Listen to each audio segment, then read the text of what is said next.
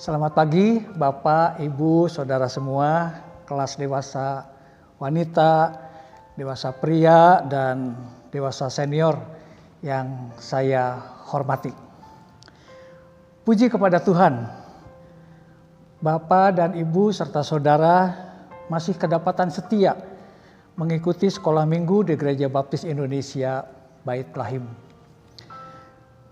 Itu sungguh bentuk iman dan kesetiaan yang sangat terpuji. Salut dan hormat untuk kesetiaan Bapak, Ibu, dan Saudara semua.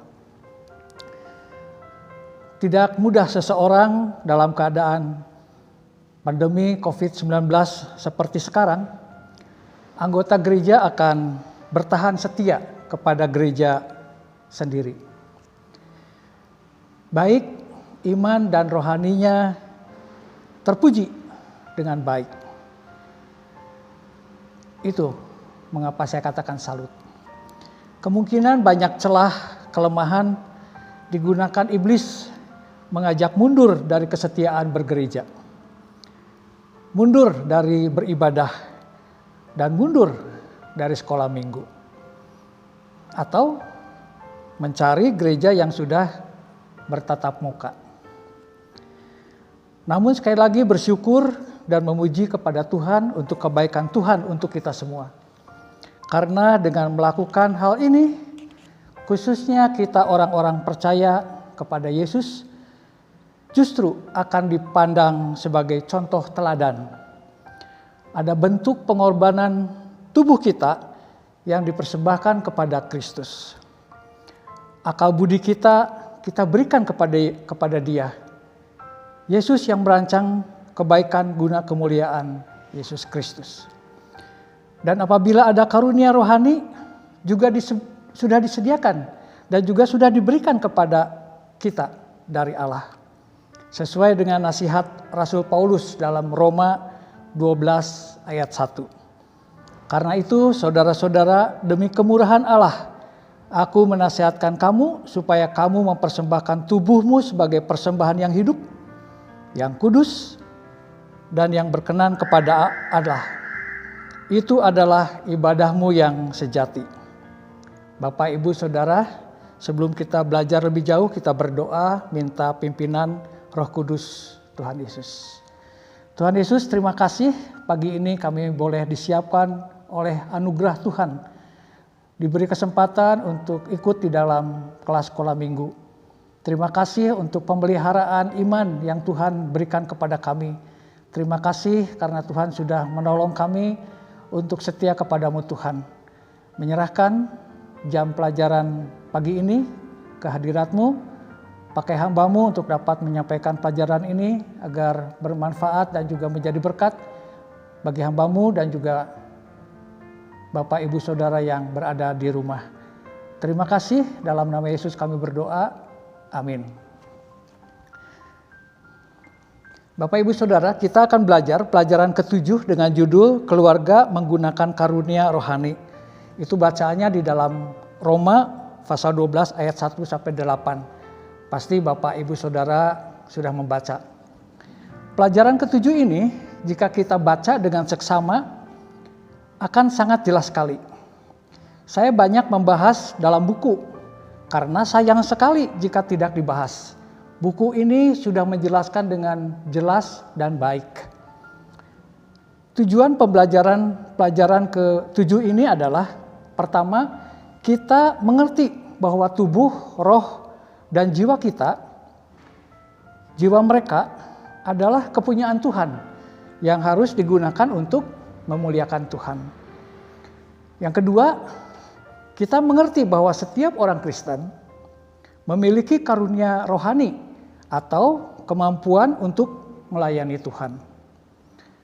Intisari pelajaran ini adalah mempersembahkan tubuh seperti pada awal dikatakan dalam Roma pasal 12 ayat 1. Berguna untuk Tuhan. Tubuh kita adalah mutlak milik Tuhan. Alasannya, yang pertama, tubuh kita adalah ciptaan Tuhan. Yang kedua, tubuh kita telah ditebus oleh pengorbanan Yesus di kayu salib. Yang ketiga, tubuh kita adalah bait Allah. Ya, bait Allah atau bait roh Allah. Itu ada di dalam 1 Korintus pasal 6 ayat 19. Saya akan bacakan.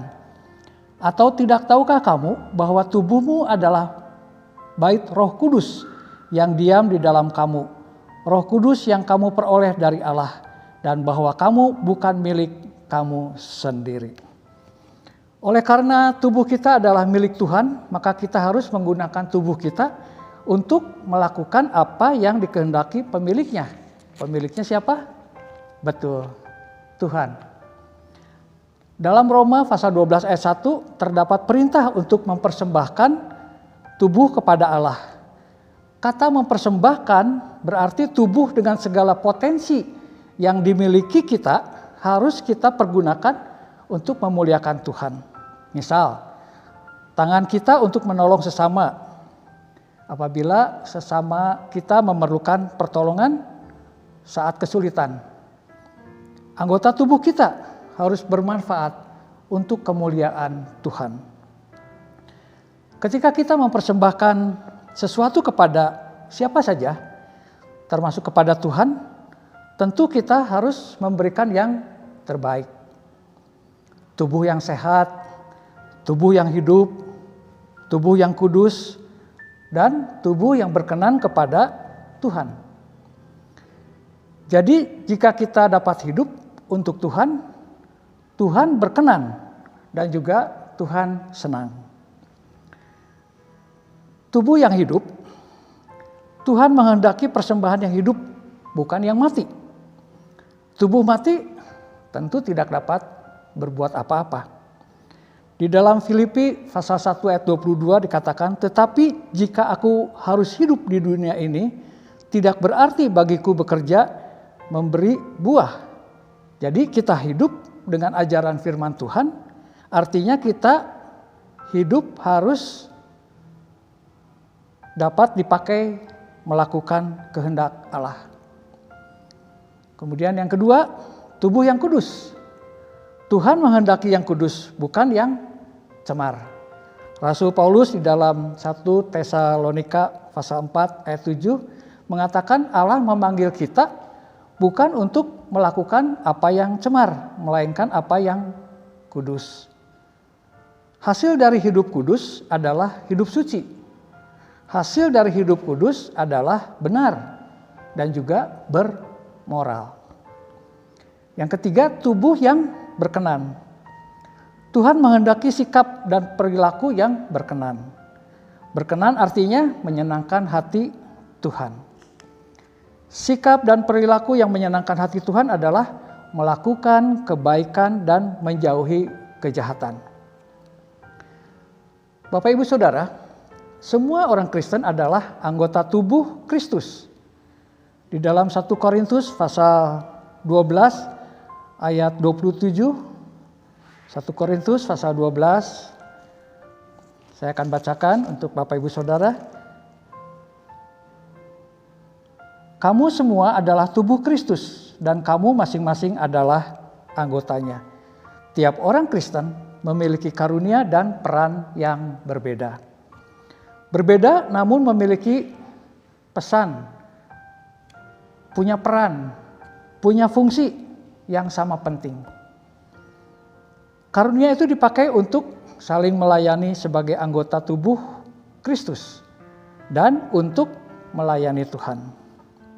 Saling melayani di antara kita, saudara dan saya, melayani untuk kemuliaan nama Tuhan di dalam banyak hal.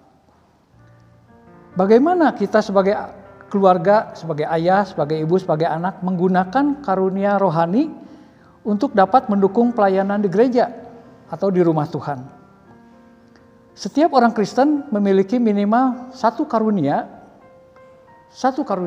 rohani. Tidak ada orang Kristen yang tidak punya karunia rohani. Jika ada orang Kristen bersikukuh, istilah sudahnya kekeh, menyatakan tidak punya karunia rohani, berarti dia harus koreksi. Ia belum beriman kepada Yesus. Mengapa? Karena semua orang yang beriman kepada Yesus memiliki Roh Kudus. Roh Kristus. Roh Kristus sebagai tanda bahwa seseorang sudah menjadi kepunyaan Allah. Dan Roh Kristus adalah pemberi karunia rohani. Jadi tidak mungkin ketika ada orang Kristen yang percaya kepada Kristus, Allah membiarkan begitu saja. Tetapi Allah mengaruniakan talenta, bakat maupun karunia rohani kepada orang yang percaya kepada Kristus. Karunia rohani ini diberikan supaya setiap orang Kristen dapat ambil bagian dalam pelayanan dalam bidang yang berbeda. Dan dengan nilai ataupun kadar yang berbeda juga. Karunia rohani diberikan untuk memajukan pekerjaan ataupun pelayanan kepada Tuhan. Saya kagum dan bangga jika dalam keluarga dapat saling mendukung pelayanan masing-masing. Salut kepada suami dan istri sebagai guru sekolah minggu. Anak-anak juga terlibat dalam sekolah minggu, di dalam pelayanan, di dalam musik, sebagai worship leader, sebagai singer, sebagai operator sound system maupun pelayanan di dalam multimedia. Ada satu keluarga yang ayah, ibu, dan anak-anak sama-sama melayani. Itu bagus sekali. Mengapa ada yang tidak mau terlibat di dalam pelayanan? Mungkin belum menyerahkan hidupnya kepada Tuhan, atau belum mempersembahkan tubuhnya. Mungkin karena belum mengerti, mungkin karena belum diberi kesempatan, itu juga bisa. Atau mungkin karena belum bersedia. Belum bersedia terlibat di dalam pelayanan dengan berbagai alasan. Hati-hati, sibuk kadangkala jadi alasan untuk orang di kota besar. Artinya tidak ada waktu untuk pelayanan pekerjaan Tuhan. Kita harus waspada. Bagaimana jika Tuhan mengatakan Tuhan sangat sibuk sehingga tidak ada waktu untuk dengar doa kita. Dan Tuhan sibuk sehingga dia tidak punya waktu untuk memberkati kita. Jadi harus kita pertimbangkan baik-baik jika ada tawaran untuk melayani Tuhan. Kesimpulannya, ibadah yang sejati sama dengan mempersembahkan tubuh kita kepada Tuhan. Artinya menyerahkan seluruh kehidupan kita untuk melakukan kehendak Tuhan. Tuhan meminta kepada kita melayani Dia sesuai dengan karunia rohani atau kemampuan yang kita miliki. Tahun depan panitia pencalonan mungkin akan menghubungi Bapak, Ibu, dan Saudara untuk melayani di Gereja Baptis Indonesia Bait Lahim. Apakah Bapak, Ibu, dan Saudara mau mempersembahkan tubuh, hidup, dan karunia untuk melayani Tuhan? Saudara dapat mendoakan diri sendiri, bertanya kepada Tuhan, di manakah saudara dapat melayani Tuhan? Besar harapan kita bersama dapat melayani dengan baik untuk memuliakan Tuhan. Nah, Bapak Ibu Saudara, silakan Bapak, Ibu, dan Saudara berdiskusi di kelas masing-masing. Ada banyak pertanyaan-pertanyaan menarik di dalam buku pelajaran, khususnya pertanyaan-pertanyaan dalam kotak. Selamat berdiskusi, Tuhan Yesus memberkati, mari kita berdoa. Tuhan Yesus, terima kasih untuk pertolongan Tuhan, buatlah kami mengerti untuk memahami pelajaran ini. Dan mohon ampun apabila di dalam kehidupan kami seringkali kami beralasan ketika kami melayani Tuhan. Terima kasih Bapa. Sekali lagi mohon ampun dan berterima kasih untuk penyertaan Tuhan sampai saat ini. Di dalam nama Yesus Kristus kami berdoa dan mengucap syukur. Amin. Tuhan Yesus memberkati kita semua.